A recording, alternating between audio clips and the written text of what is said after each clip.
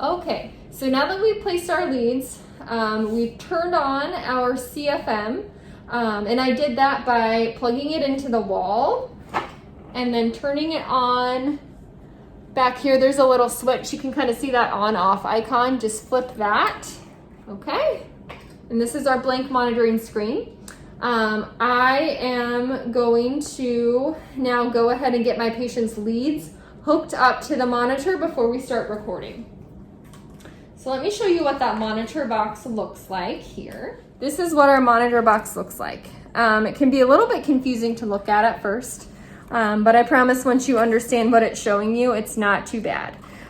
This is a picture as if you were looking at your patient at the top of their head. If you're above your patient, you're looking down. This is their right ear. This is the patient's left ear, and this is the patient's nose. Kind of fun, huh? The key is that you want to make sure that the probes that we just placed are plugged into the appropriate spot here on the box based on their location. So for example, over on this side here, again, like I said, this is the patient's right side. I would have my right back probe plugged into this hole here. I would have my right front probe plugged into this hole here. This green probe in the middle, that's that grounding lead. That's that hydrogel lead that we placed behind our baby's ear. That's gonna go right here in the middle. And then over on this side, we have our left back probe and our left front probe. If you have to take a couple minutes and retrace all of your probes to make sure that the right ones are getting in the right spot, do it. We absolutely wanna make sure that we have everything plugged in appropriately so that we know that we can get accurate data up here on our monitor. So I'm gonna go ahead and get those plugged in right now. And here they are. Everything is plugged in and ready to go. Side note, you want to make sure that this box stays on the bed with the patient. We don't want anything to accidentally pull on these. We don't want this to fall on the ground because that's gonna pull your probes out, or it's gonna cause your patient pain because we're pulling on those probes. If you're caring for a patient in an isolette, it's helpful to run this up through that grommet that's like right at the top of the bed, right by the patient's head, and have this sit inside your isolette. If your baby is in a crib, just make sure that it's sitting near their head in the crib. Okay, so we're hooked up and ready to go. Now let's start recording. I'm gonna hit this red record button here in the corner, like so, and I'm gonna create a new session. This is a brand new patient that we just placed probes on. We're gonna get a new session. All right, it's gonna ask for a little bit of patient information. The purpose of this is so that if we wanted to go back and pull this patient's data after the recording session is done, we could do that. None of this data currently flows into Epic. It's not integrated or anything like that. So everything that is recorded on this device stays on this device unless we download it or pull it off intentionally for whatever reason. So I'm just gonna put in my patient's MRN, which will give this patient a nice, easy MRN. And I'm gonna put in their last name. Okay, perfect. So that's all that I need. I'm gonna hit next. And then it's going to ask me, how are my electrodes configured?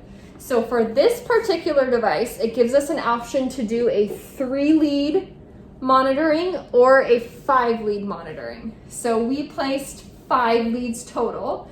We placed the 4 in the scalp, and we placed 1 lead as our grounding lead. So we are using the 5-lead monitoring modality. So that's what I'm gonna select, and I'm gonna hit start recording.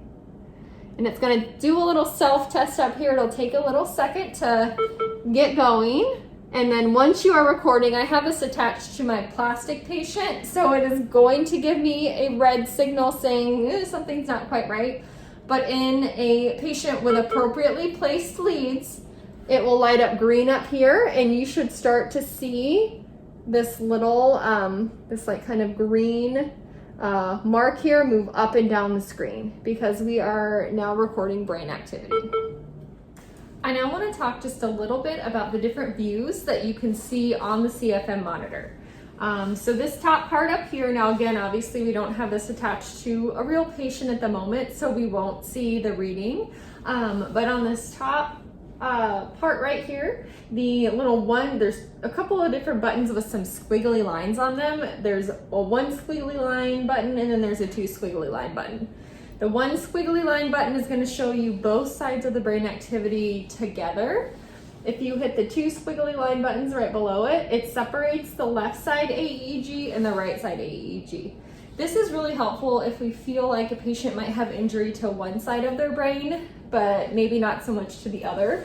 We can determine, okay, what's the brain activity like in the right side versus the left side, and it can kind of help pinpoint exactly where the injury occurred in the patient's brain.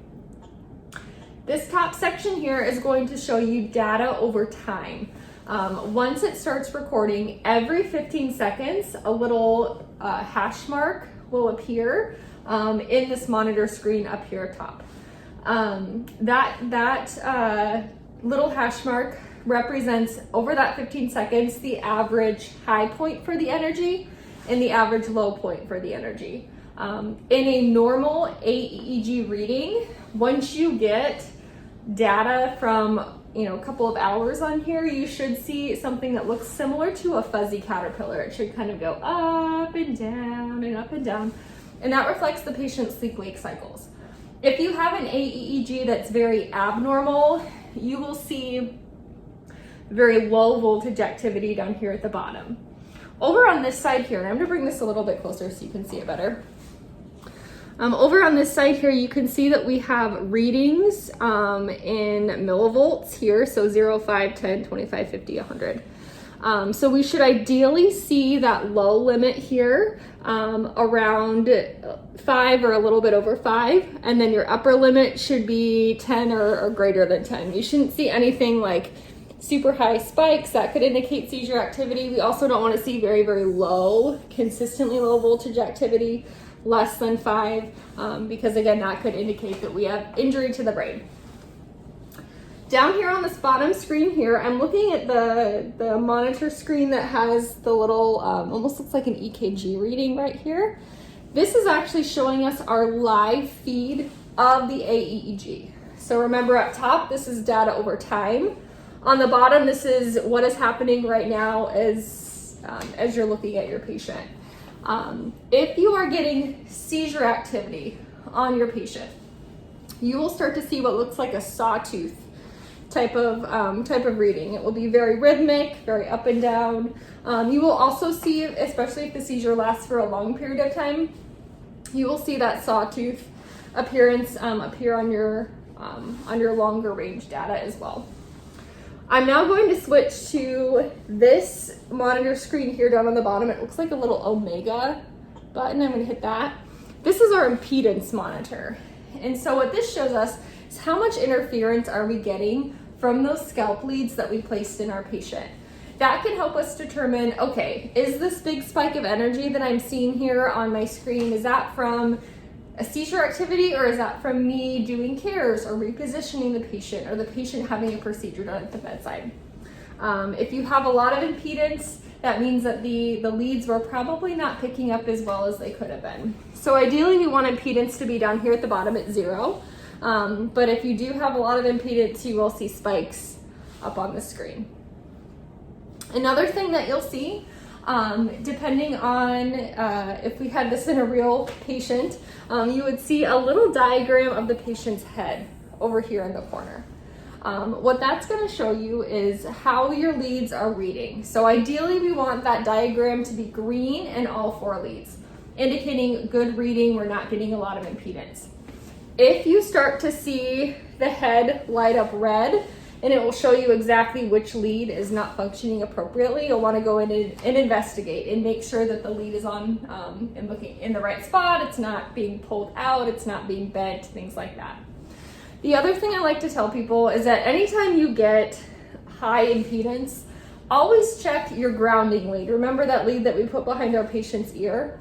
That is a lot of the times the culprit. Even though the monitor will say, okay, it's this scalp lead over here on the front right side, a lot of times if that grounding lead gets peeled up, or it's in a place where the patient is moving around a lot, it's having a lot of rubbing on the blanket or rubbing on the patient's outfit if they have one on, that can cause impedance as well. So always check your grounding lead first, and then if that looks okay, go ahead and continue to investigate with the scalp lead that is lighting up red on your screen. Other things to note, speaking of doing cares and getting lab draws, There is a way that you can mark those events on the AEG, so we can go back and we can tell, okay, when this big spike of energy happened, this is what was going on with the patient. So you're gonna hit marker right here. And I'm gonna say, okay, I gave a seizure medication. That's also important as well, right? You wanna be able to tell, okay, I gave a dose of phenobarb and my seizure activity stopped. Or I gave a dose of phenobarb and my seizure activity continued to go on. You can say that the patient is having an exam or a procedure. You can say that the patient got an x-ray or I'm doing cares. Questionable seizure. If you're not sure right away, hey, maybe that's a seizure, maybe it's not, hit a little questionable seizure marker, and when the provider comes around, or if they're not yet at the bedside, we can go back and pull that particular point in their monitoring and show the provider and have them get a peek at it. This is all real time, so you can't like backdate things or, you know, put an exact time. So I always tell people, like, do this as you're doing the activity. So right before you start cares, go in and hit care, add, great, perfect. I'm gonna hit home to go back to monitoring. So here's some data from one of our former NICU patients up here. And I'm gonna use this data to show you how you can scroll throughout the entire monitoring system if you wanted to pull up something that happened earlier in the shift to show the next nurse who's coming on, or if you wanted to review something with the provider. It's very easy to do that. So this little scroll bar here, you can actually scroll through the entire monitoring system or the entire monitoring session. If you see your times up here, so you can see this was Thursday, March 24th, 2021, here's 1700, 1800, 1900, so you can see exactly where you're at in terms of what the patient was doing at that particular time. If I wanted to go all the way back to the live monitoring session, I will click this little button here and it should pull me back to live monitoring. The other thing I want to show you is how you can see different events that happen that you put in for markers during the patient session.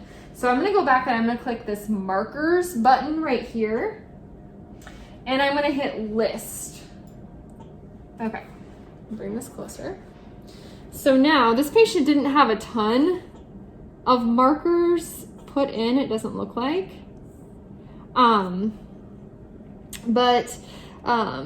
Anytime that you put in something for care, for turned, for potential seizure, if you click on that specific marker, so for this one it looks like the patient had cares done, it will take you to the exact spot on the AEG. That's super, super cool. So again, if something happened that you thought was maybe a seizure, you weren't sure, maybe the provider wasn't able to get to be at the bedside right away, just mark it on the screen, and then you would be able to go back into your markers list and pull up that specific section of the AEG. One final thing that I wanted to share about the CFM is that it is equipped with seizure detection software. This is software that notes any significant increases in the patient's brain activity. What you will see on your monitoring screen are small orange marks in the areas where the computer thinks that a seizure might be occurring. So you will look up at that top part of your monitoring screen where you should see your fuzzy caterpillar, and you will see little orange marks at the very top of that monitoring area if that is a place where seizure detection software was activated. Now, obviously, the CFM is a computer, and it can't really always do the best job at distinguishing between true seizure activity and impedance. So you'll always want to make sure if you are seeing that, you are assessing your patient, you're reviewing what was going on at the time that the seizure detection software was activated, and you will also want to make sure that you share those findings with the provider.